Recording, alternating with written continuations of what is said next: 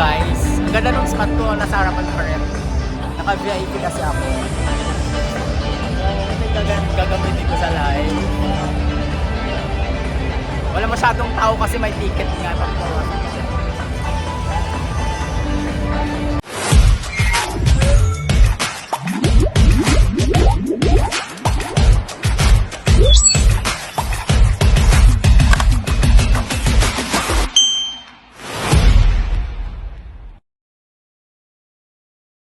So hi guys, welcome back to my YouTube channel. Pag bago ka lang sa channel ko, mag-subscribe ka na. Click nyo na yung notification bell para updated kayo sa mga bagong vlog ko. So yun nga guys, dahil nga binigyan ako ng brother ko ng ticket dahil nga ang MUP o yung Miss Universe Philippines is yung national costume binanap sa Oroneta sa Cultural. So binigyan niya ako ng VIP ticket yan. So ang pagkakamali ko kanina, pumila ako sa mga nakabili ng ticket. Eh pag VIP pala, may hindi sinabi ko, pinaliwanag sa akin nung nag-scan nung sinend lang kasi sa akin yung ticket dahil nasa Ilocos nga yung brother ko. So sinend niya sa akin yung ticket and then pina-scan ko. At then binigyan ako ng VIP na ganito sa bleacher. Dito lang ako sa side ng stage. So ang pagkakamali ko, hindi ko tinanong yung babae kung saan ako pipila. Ang pinilahan ko kaya medyo natagalan ako nakapasok.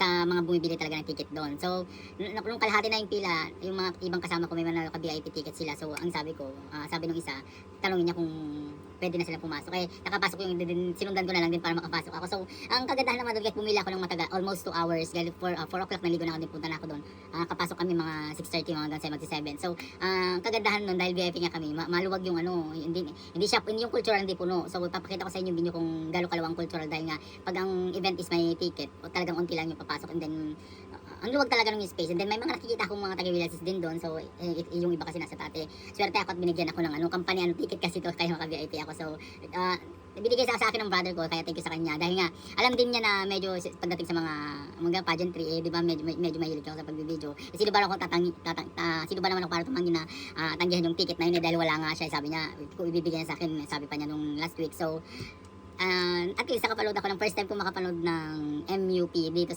dahil nga sa Ordaneta ang ginanap yung costume. So pumunta na ako kahit actually may may event ako kanina. So super pagod talaga, medyo ngarag ako. So minadali namin sinetapan yung event namin kanina para makapunta lang ako doon dahil nga first time ko manood ng Miss Universe Philippines. So ipapakita ko yung mga kaganapan ko kanina sa Ordaneta para makita niyo kung gaano kaganda yung mga costume nila o kung gaano ka-creative yung mga designer nila. So keep on watching. Sa lahat, isang palakas na palakpak!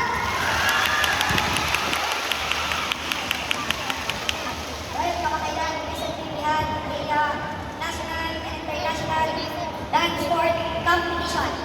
And now tonight, we have gathered here not just a pageant, but for a celebration of who we are as a nation.